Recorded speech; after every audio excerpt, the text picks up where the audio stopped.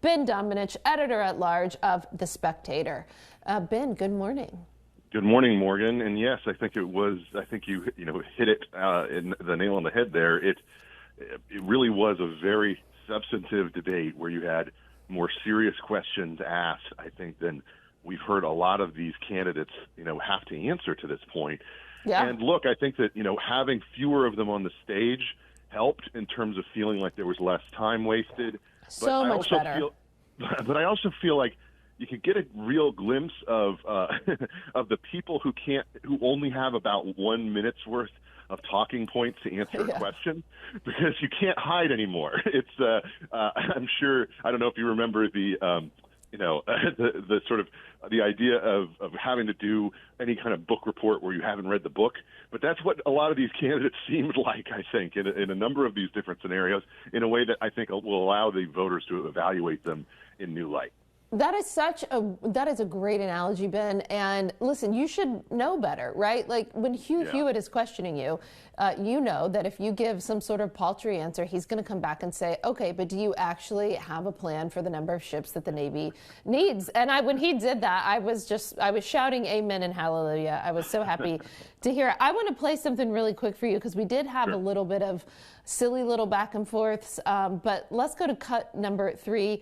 Nikki Haley shoots back at your favorite person, Vivek Ramaswamy. Let's play that. Well, I want to laugh at why Nikki Haley didn't answer your question, which is about looking at families in the eye. In the last debate, she made fun of me for actually joining TikTok while her own daughter was actually using the app for a long time. So you might want to take care of your family first. Leave my daughter out of your voice. Adult daughter. The next generation of Americans are using it, and that's actually the point. You have her supporters propping her up. That's fine. Here's the truth. You're just the easy answer. Woo!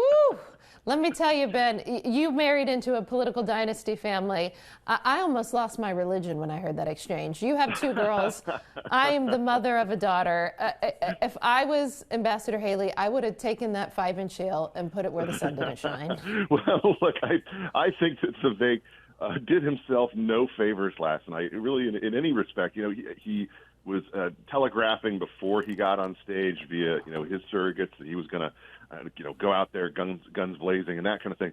But the point is that the way that he attacks people is so petty and small and unserious that rather than kind of say make what kind of intelligent case, I'm not sure there's one to be made for why people need to engage on TikTok. He makes it personal, goes low immediately, and does so in a way that allows Nikki Haley to come across as a defensive, as a mom defending her kid, and that's something that it's a hallmark of his approach to all of these debates.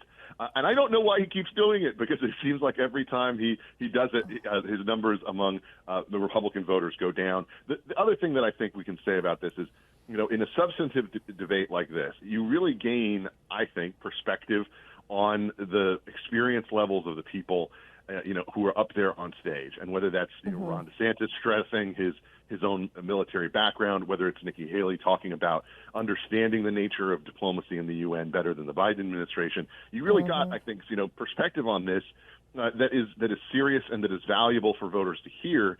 And I frankly was very impressed at the opportunities that they gave people to really make the case for themselves, and not just descend into this kind of crazy back and forth for the entire evening, which we've seen before. Now, something I want to get your take on, because you and I debate and discuss foreign policy quite a bit, but as I said earlier, I thought the elephant in the room was the abortion discussion. Now, you're one of the most pro-life people I know. I know that you are very, very passionate about this issue, as is your wife. You two are very outspoken on this issue. Dwayne and I really liked Nikki Haley's answer. We thought it was nuanced, but I don't know that you're going to agree with me on that. So I'm curious who you thought best addressed the pro-life issue, the abortion issue, especially in the light of the defeats Tuesday night. Well, I think there are kind of 2 levels to this. One is, when you're speaking to the issue as someone who is, let's say, a real example of someone trying to give a politician's answer. Let's say, trying to kind of read the script, and explain how the party should be positioned. I think that that's something that, frankly, Nikki Haley has been doing from the beginning. I also think that, this is a story, obviously, that has to be told from the heart and has to be told in a way to voters, meaning to general election voters, in a way that is really consistent and that is caring. And I think that we saw actually some very talented politicians do a poor job of that leading up to those Tuesday disappointments.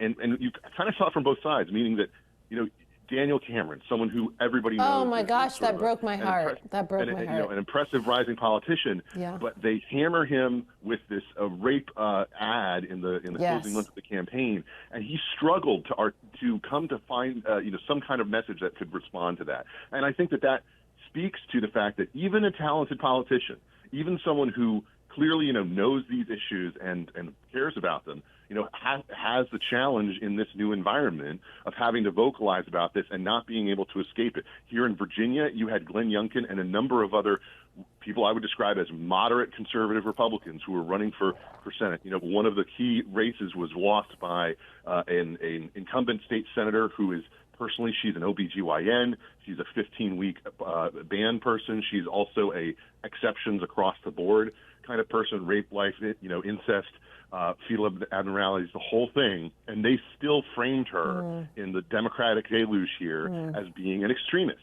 And so in that vein, I think people have to step back and sort of say, this can't be something that's just solved by finding the right policy bullet point to hit. It's more than that. You have to speak to it with confidence and with compassion, and I think understand that you have to bring voters along into your position. And this is not a new thing. Abortion has always been a challenge. The difference is it went from being a challenge for people running for Senate to being a challenge for everybody. And that's something that I think is, that the Republican Party as a whole hasn't really come to grips with yet.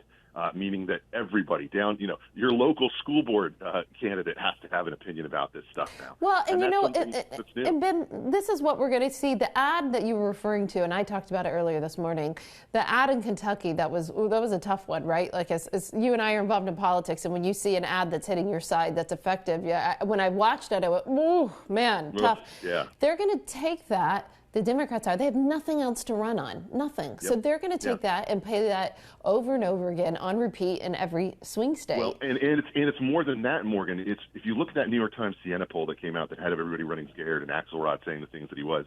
Yeah. The big thing that I thought people didn't pay enough attention to was the real reason that Nikki Haley, Ron DeSantis, and Donald Trump were beating Joe Biden in that poll is not just because of the black voter number, which I just don't think any Republican is ever going to really get in the national election, but it's because of the young voters. Young voters are not motivated to support Joe Biden. And the answer for that from the Democratic Party is hammer away at abortion, just make this the number one thing that they hear about. Because we have to do that in order to get them to come along because we don't have anything else to offer them. And that's something that I think is, a really crass maneuver, but you're absolutely right. That's the playbook they're going to run with. And Republicans can't just, pine for the days when they didn't have to deal with this issue, when they, talk about jobs or the economy or crime and immigration and avoid that. But this is a hard topic they're going to have to deal with. And I think that it's good to be clear-eyed and to stop over-promising about what can be done at the federal level or by the president. Under a president, we wouldn't have this situation with the Pentagon. We wouldn't have these taxpayer funding issues that the Biden administration is trying to do. But that wouldn't get rid of any of these major issues that are happening at the state level, and we have to be savvy about that. We were just talking, you mentioned TikTok earlier. We were talking about the debate that was around that. We talked about young voters and how they're not motivated for Biden.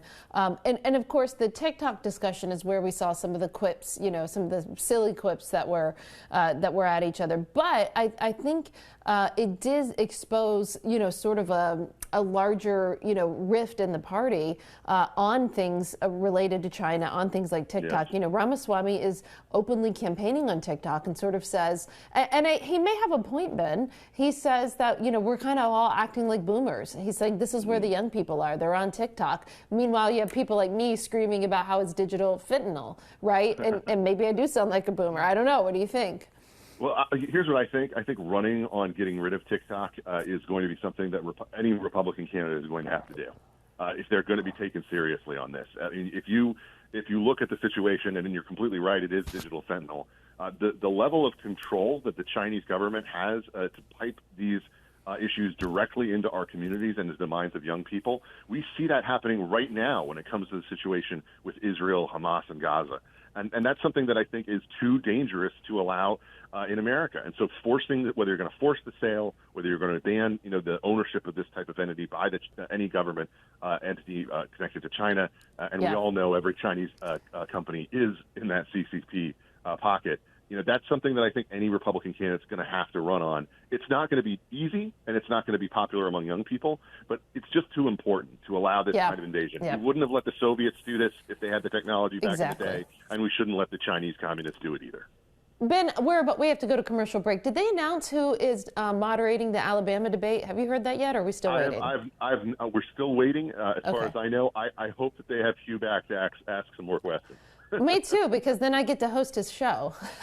So, all right, everybody. My friend, Ben Domenech, editor-in-chief of The Spectator.